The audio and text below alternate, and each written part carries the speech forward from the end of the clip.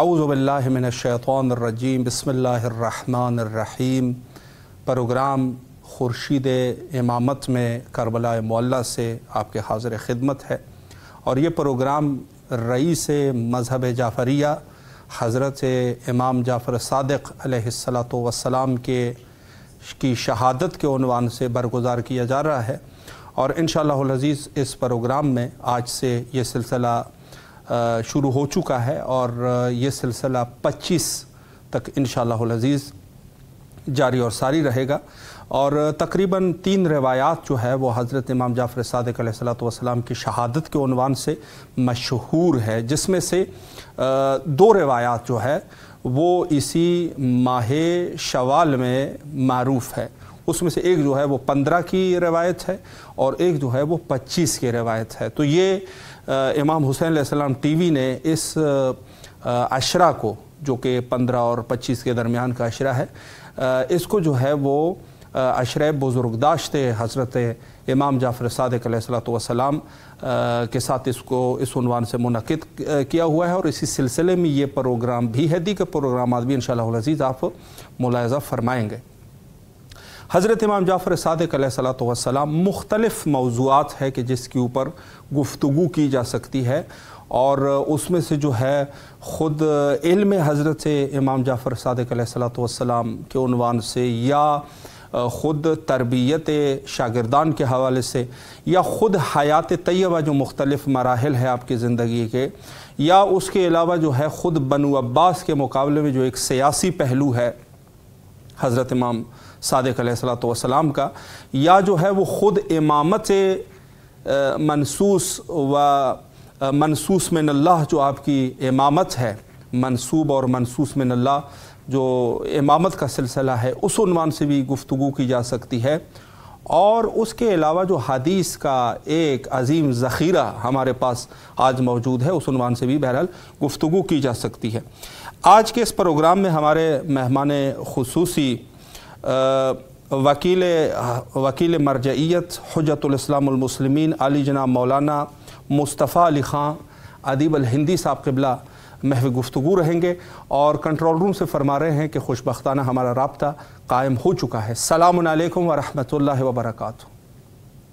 علیکم السلام ورحمۃ اللہ وبرکاتہ۔ قبلہ کیسے مزاج ہے آپ کے؟ خیریت سے ہیں انشاءاللہ؟ اللہ کا شکر ہے، بخیر و عافیت ہے انشاءاللہ۔ الحمدللہ، آپ کی دعائیں ہیں۔ سب سے پہلے تو بندہ حقیر اور امام حسین علیہ السلام میڈیا گروپ تہہ دل سے آپ کے ممنون اور مشکور ہے کہ آپ نے ایک دفعہ پھر ہمیں وقت دیا اور خدمت کا موقع ہمیں فراہم فرمایا۔ ہم بھی ممنون و مشکور ہیں کہ خدا بند عالم نے توفیق عطا فرمائی کہ ہم اس ذریعے سے اہل بیت علیہ الصلوۃ والسلام کے علوم کو اور کے فضائل کو دنیا تک پہنچا سکیں انشاءاللہ۔ قبلہ، جیسے آپ کے علم میں ہے کہ ہماری گفتگو کا سلسلہ حضرت امام جعفر صادق علیہ الصلوۃ والسلام کے عنوان سے ہے، تو اگر آپ اجازت فرمائیں تو اسی عنوان سے میں سوالات کا سلسلہ آپ کی خدمت میں شروع کروں۔ بالکل، بسم اللہ۔ جی قبلہ، پہلا سوال میں اس عنوان سے کرنا چاہوں گا کہ خود حضرت امام جعفر صادق علیہ الصلوۃ والسلام نے کی طرف سے شیعوں کے لیے کیا بشارتیں ہیں، اس عنوان سے اگر ایک وضاحت فرمائیں۔ اعوذ باللہ من الشیطان الرجیم، بسم اللہ الرحمن الرحیم، الحمد للہ رب العالمین، وصلی اللہ علی سیدنا محمد وعلہ الطیبین الطاہرین۔ امام جعفر صادق علیہ الصلوۃ والسلام ظاہراً ہے، آپ اگر دیکھیں ائمہ علیہ الصلوۃ والسلام کی زندگی میں، تو آپ کو باقی ائمہ کے مقابلے میں بیان کرنے کا وقت زیادہ ملا۔ یعنی امام محمد باقر علیہ الصلوۃ والسلام اور امام جعفر صادق علیہ الصلوۃ والسلام کو زیادہ موقع فراہم ہوا اس وقت کے حالات کی وجہ سے، سیاسی حالات کی وجہ سے، کہ وہ زیادہ تر چیزیں لوگوں تک پہنچا سکیں۔ لہٰذا ہمارے پاس جو آج دین ہے، جو شریعت ہے، وہ قال الباقر و قال الصادق علیہ ذریعے ہی پہنچی ہے۔ ظاہر ہے کہ ان کو موقع زیادہ فراہم ہو پایا۔ فضائل شیعہ میں جس کو اگر ہم مطالعہ کریں تو ایک بہت مفصل حدیث ہے امام جعفر صادق علیہ الصلوۃ والسلام سے منسوب، کہ جس میں سلیمان دیلمی نے روایت کی ہے کہ ہمارے پاس ابو بصیر آئے اور امام علیہ السلام کی خدمت میں جب وہ پہنچے ابو بصیر تو ان کی سانس اکھڑ رہی تھی، یعنی بہت تیز سانس لے رہے تھے. صحیح. تو امام علیہ السلام نے فرمایا کہ تم اتنی زیادہ اس طرح سے کیوں سانس لے رہے ہو؟ جی. تو ابو بصیر نے امام سے فرمایا کہ میں بوڑھا ہو چکا ہوں، ناتوان ہو چکا ہوں، موت نزدیک آ چکی ہے، صحیح. اور مجھے نہیں معلوم کہ آخرت میں میرا کیا حال ہوگا. صحیح. تو امام علیہ السلام نے کہا کہ ابو محمد یعنی ابو بصیر کے لقب سے اسے یاد کیا اور کنیت سے کیا کہ تم بھی ایسا کہتے ہو؟ جی. تو ابو بصیر نے کہا کیا مولا نہ کہوں ایسا؟ تو امام نے فرمایا کہ کیا تم بھول گئے کہ کیا تم نہیں جانتے جی. کہ خداوند عالم نے تمہیں یعنی شیعوں کو اہمیت دی ہے، عزت دی ہے، جی. اور ان بہت تفصیلی روایت ہے، میں اس کو خلاصے میں پیش کر رہا ہوں کہ خداوند عالم نے اپنے نور سے تمہیں ضیاء بخشی ہے. اللہ اکبر. اور اس ہمارے شیعوں کو خداوند عالم روز آخرت جب حساب اور کتاب کرے گا تو انہیں مؤاخذہ کرنے سے یعنی اسے سزا دینے سے خدا کو خود شرم محسوس ہوگی. تو خدا کو شرم محسوس ہوگی، یعنی وہ ایسا نہیں کرے گا. یہ تفصیلی روایت ہے. اور اس پہ پھر امام علیہ السلام نے ان سے فرمایا کہ یہ یاد رکھو کہ یہ صرف ہمارے شیعوں سے مخصوص ہے. اللہ اکبر. اور یہ جو ہمارے مومنین کے محاسن ہیں اس کی جو سفیدی ہے خداوند عالم کے نور سے ہے. سبحان اللہ. اور ابو بصیر نے جب یہ سنا اس کے بعد فرمایا کہ لیکن فرزند پیغمبر ہمیں لوگ ایسے لقب سے یاد کرتے ہیں کہ جس کی وجہ سے ہمارے دل ٹوٹ جاتے ہیں. اللہ. تو امام علیہ السلام نے فرمایا کیا تمہاری مراد رافضی لقب ہے؟ جی. تو اس نے کہا جی مولا میں اسی لقب کی بات کر رہا ہوں. جی. تو امام علیہ السلام نے فرمایا کہ انہوں نے یہ لقب تمہیں نہیں دیا ہے بلکہ خداوند عالم نے تمہارے لیے اس لقب کو چنا ہے. اللہ اکبر. اللہ جب اکبر. بنی اسرائیل کے 70 لوگوں نے جناب موسیٰ علی نبینا علیہ الصلوۃ والسلام کے ہاتھ پر ایمان لائے اور فرعون کی اور اس کے فوج کی مخالفت کرتے ہوئے جناب موسیٰ کی پیروی کی تو ان کو خداوند عالم نے قرآن میں بھی اسی لفظ سے یاد کیا ہے. اللہ اکبر. اور ان کے لیے یہ لفظ محفوظ کیا ہے. اور یہ وہ لوگ تھے جو جناب موسیٰ کے لشکر میں رافضی کہلاتے تھے. اللہ اکبر. اور دوسروں سے زیادہ عبادت کرنے والے تھے. جی. اور جناب موسیٰ اور جناب ہارون اور ان کی اولاد سے بہت زیادہ محبت کرتے تھے. اور اسی وجہ سے خداوند عالم نے یہ لفظ جو ہے رافضی توریت میں ان کے لیے ثبت کیا اور اسی نام کو ہمارے شیعوں کے لیے بھی ثبت کیا. لہٰذا اس لقب سے تم اپنے آپ کو پریشان مت کرو کہ دشمن تمہیں اس لقب سے کہتے ہیں. اور اس کے بعد ابو بصیر نے باقاعدہ امام سے فرمایا کہ مولا اور بیان کریے. تو خداوند عالم نے ہمارے لیے کیا رکھا ہے. تو یہ پوری ایک بہت تفصیلی حدیث میں جس میں رسول اکرم کے فرزند یعنی امام جعفر صادق علیہ السلام نے اپنی شیعوں کو بشارتیں دی ہیں کہ محبت اہل بیت کے نتیجے میں انہیں کیا کیا روز محشر میں آسانیاں ہوں گی. خداوند عالم ان کے لیے کس طرح سے سہولتوں کو فراہم کرے گا، ان کو کس طرح سے ان کے گناہوں کی بخشش کرے گا. اور خداوند عالم نے فرشتوں کو مامور کیا ہے جی کہ وہ ہمارے شیعوں کے کاندھوں سے گناہوں کو اس طرح سے ہٹا دیں جس طرح باد خزاں درختوں سے پتوں کو ہٹا دیتی ہے. واہ سبحان. اور فرشتے اللہ کے حکم سے اس عمل کو انجام دیتے ہیں. ابو بصیر کہتے جاتے تھے اور امام جعفر صادق علیہ السلام فضائل کو اور ان چیزوں کو جو خداوند عالم نے شیعان امیر المومنین و شیعان اہل بیت علیہ السلام کے لیے بیان کیا ہے اس کو بیان کرتے جاتے تھے.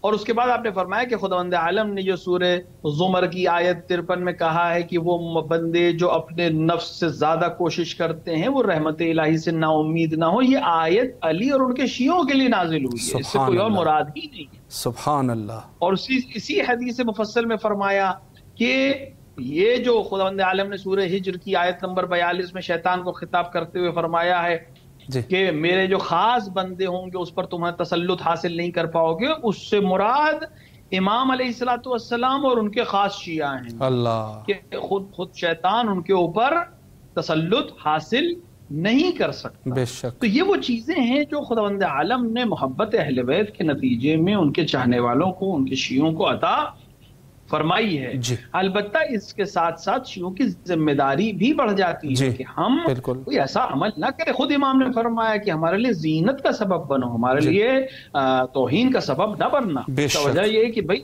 یہ تمام چیزیں، یہ تمام فضائل خداوند عالم شیعان علی کو دے گا، شیعان امام جعفر صادق کو دے گا، شیعان ائمہ علیہ الصلوۃ والسلام کو دے گا. تو ہمیں اس لقب کی لاج رکھنی ہے کہ ہم شیعہ بے عنوان شیعہ سامنے آ سکیں اور کہہ سکیں کہ ہم آپ کے چاہنے والے ہیں. اس میں تو شک نہیں کہ یہ شیعوں کے لیے ہے، لیکن ہمیں خود اپنے آپ کو تولنے کی ضرورت ہے کہ کیا ہم واقعاً ہمارا کردار اس لائق ہے کہ ہم اپنے آپ کو شیعہ کہہ سکیں. کیا ہم اپنے ہر انسان اپنے آپ کو خود تول سکتا ہے، ہر انسان اپنے آپ کو خود قضا کر سکتا ہے کہ کیا واقعاً ہم اہل بیت علیہ الصلوۃ والسلام کے چاہنے والوں میں سے ہیں اور واقعاً ان کے شیعہ ہیں. جی. لہٰذا بہت ضروری ہے کہ ہم امام علیہ الصلوۃ والسلام کی فرمائشات پہ عمل کرتے ہوئے، ان کی سیرت کو دیکھتے ہوئے، ان کے کردار کو دیکھتے ہوئے اپنی زندگی کو اس طرح بنائیں تاکہ یہ تمام بشارتیں جو امام علیہ الصلوۃ والسلام نے اپنی شیعوں کے لیے ارشاد فرمائی ہیں یہ روز محشر ہمارے شامل حال ہو جائے. جی قبلہ، بہت خوبصورت طریقے سے آپ نے وضاحت فرمائی ہے. میں ایک سوال یہاں پر یہ بھی کرنا چاہوں گا، اور خود زمانہ غیبت حضرت امام زمانہ عجل اللہ تعالی فرجہ الشریف بھی ہے، تو اس عنوان سے میں ایک سوال یہ کرنا چاہتا ہوں کہ آخرکار ہم لوگ جو اپنے آپ کو شیعہ کہتے ہیں تو امام جعفر صادق علیہ السلام اور اہل البیت علیہ السلام کے ہم سے کیا توقعات ہے، اس عنوان سے بھی اگر ہمارے علم میں اضافہ فرمائیں. دیکھیں، ایک بہت تفصیلی حدیث ہے جو امام جعفر صادق علیہ السلام نے ابن جندب کو نصیحت اور وصیت کی ہے. صحیح. ابن جندب آپ کے بہت قریبی انصار میں سے ہیں، چاہنے والوں میں سے ہیں، شاگردوں میں سے ہیں اور موالیوں میں سے ہیں. صحیح. تو ابن جندب حضرت کی خدمت میں بیٹھے ہوئے تھے تو امام علیہ السلام نے ان سے فرمایا کہ ضروری ہمارے جو شیعہ ہیں ان کے لیے کچھ چیزیں بہت ضروری ہیں. اس میں امام علیہ السلام نے فرمایا یبن جندب، جی اے جندب، ہمارے شیعوں کے لیے ضروری ہے کہ وہ انسان المعاشی فی حاجت اخیہ کالساعی بین الصفا والمروہ، یہ بہت عظیم چیز ہے. یعنی وہ انسان جو اپنے بھائی کی، یعنی دینی بھائی کی دینی حاجت کو پورا کرنے کی کوشش کرے، قدم بڑھائے، وہ اس شخص کی طرح جو صفا و مروہ کے درمیان سعی کر رہا ہو، حج یا عمرہ کر رہا ہو. سبحان اللہ. بے شک. اور اپنے بھائی کی حاجت کو پورا کرنا اس انسان کی طرح ہے جس نے یوم بدر اور یوم احد جنگ کی ہو رکاب رسول اکرم صلی اللہ علیہ وآلہ میں، اور اپنے آپ کو خون سے آغشتہ کیا ہو، یعنی اپنے خون کو بذل کیا ہو رہا ہے خدا میں. دیکھیں، ہمارے لیے بہت ضروری ہے کہ امام علیہ السلام جو فرما رہے ہیں کہ ہمارا شیعہ وہ ہے جو بھائی کا خیال رکھے، ہمارا وہ ہے جو مومن کا خیال رکھے، ایک دوسرے کا ہاتھ تھامنے کی کوشش کرے. آج ہمارے معاشرے میں جو بہت بڑا مسئلہ آ گیا ہے وہ یہ کہ ہم ایک دوسرے کا ساتھ جس طرح دینا چاہیے اس طرح نہیں دیتے ہیں. یہ بہت اہم چیز ہے جس کی طرف ہمیں توجہ دینے کی ضرورت ہے کہ اگر ہم اپنے آپ کو امیر المومنین کا شیعہ کہتے ہیں، امام جعفر صادق کے مذہب کا پیروکار کہتے ہیں، تو ہمیں ویسا بننے کی کوشش کرنی ہے جیسا انہوں نے حکم کیا ہے. جی بے شک. تو امام کی اپنے شیعوں سے کیا توقع ہے؟ امام کی اپنی شیعوں سے توقع ہے کہ وہ ایسا عمل کریں کہ جو معاشرے میں ایک دوسرے کی مدد والا ہو، اور اس کی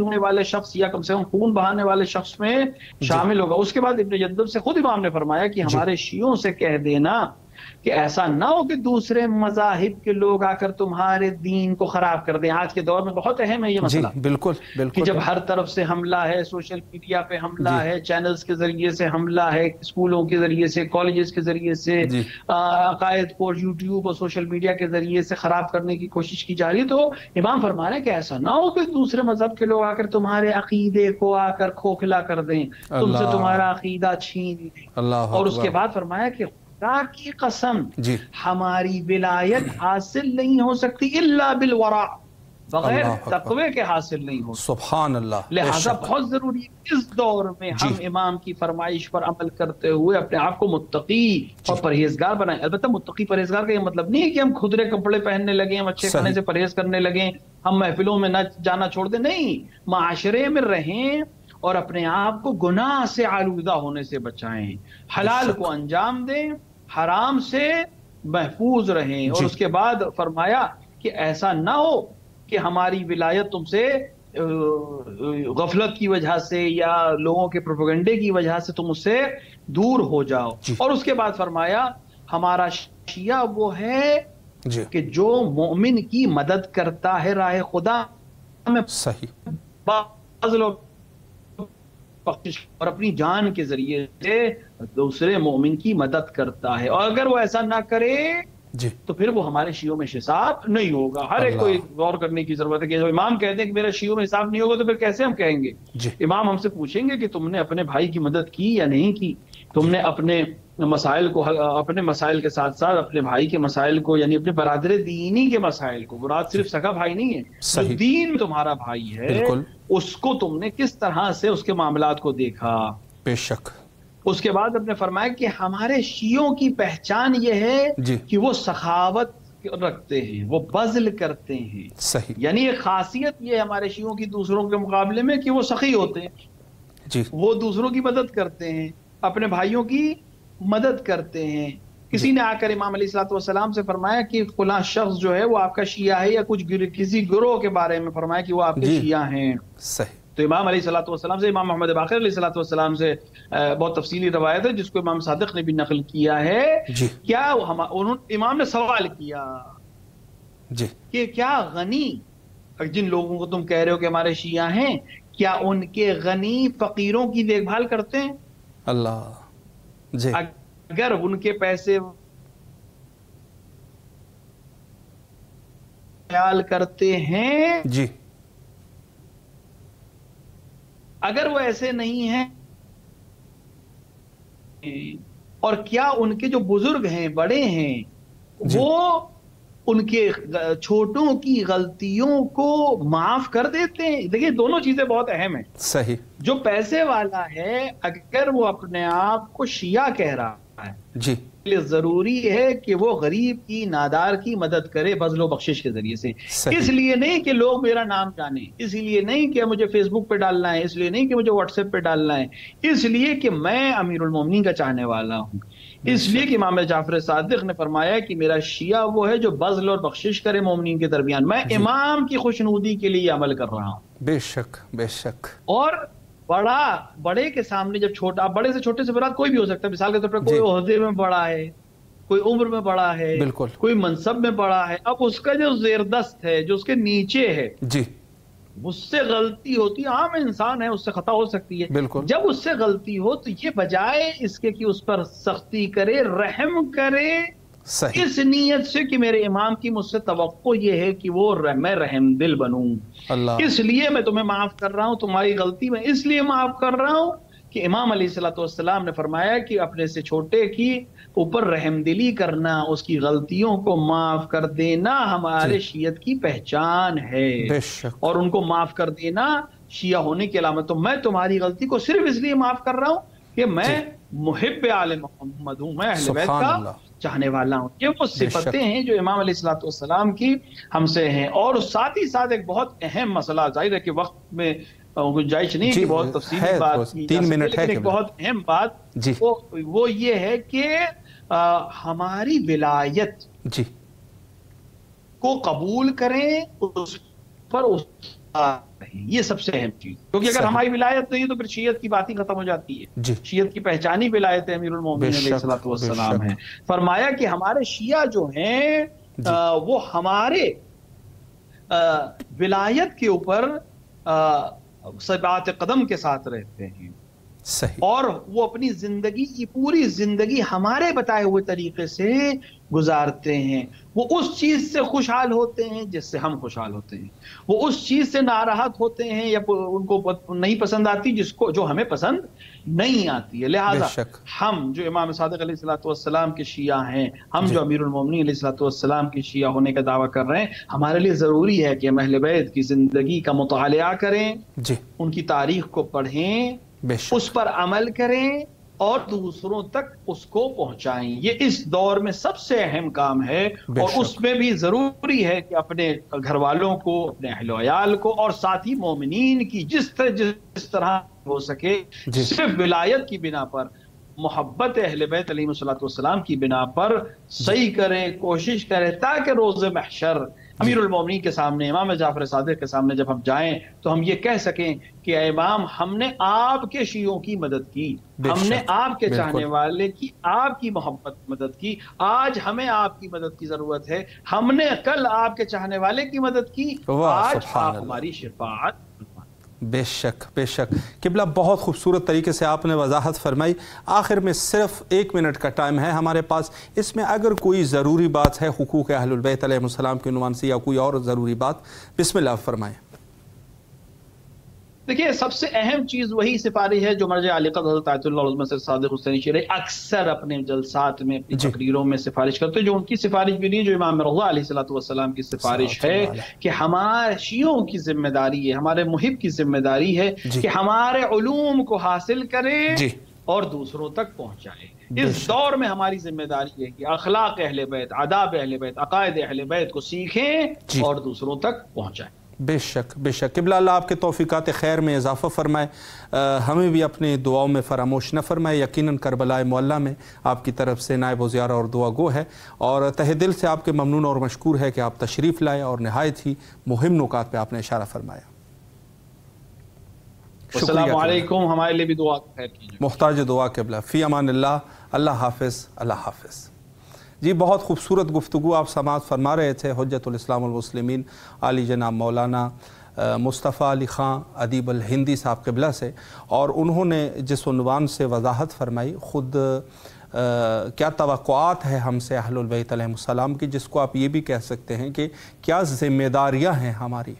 اور جیسے میں نے عرض کیا کہ اس زمانے غیبت میں چونکہ ہمارے امام جو ہے وہ پردہ غیبت میں ہے، تو وہی تعلیمات جو اہل البیت علیہ السلام نے اس زمانے کے لوگوں کو تعلیم فرمائے تھے، اور وہ تعلیمات راویان کے ذریعے سے، جو ثقہ روات ہے ان کے ذریعے سے یہاں ہم تک پہنچے ہیں آج کے اس دور میں، تو ضروری اور لازمی ہے کہ ہم بھی ان تعلیمات پر عمل کرتے ہوئے خود یہ اپنی ذمہ داری کا احساس کرتے ہوئے انشاءاللہ العزیز کامیابی کے ساتھ اپنی زندگی کو گزارے، اور دین مبین اسلام کے لیے انشاءاللہ العزیز مفید ثابت ہو سکے۔ انشاءاللہ یہ سلسلہ حضرت امام جعفر صادق علیہ الصلوۃ والسلام سے ہماری گفتگو کا یہ سلسلہ جاری رہے گا، اور انشاءاللہ العزیز علماء کرام کی کو بھی دعوت کریں گے، اور انشاءاللہ اس سلسلے کو آگے چلائیں گے۔ وقت انتہا پر ہے، اور آخر میں حجت خدا کے ظہور کے لیے دعا کرتے ہیں، اللہم عجل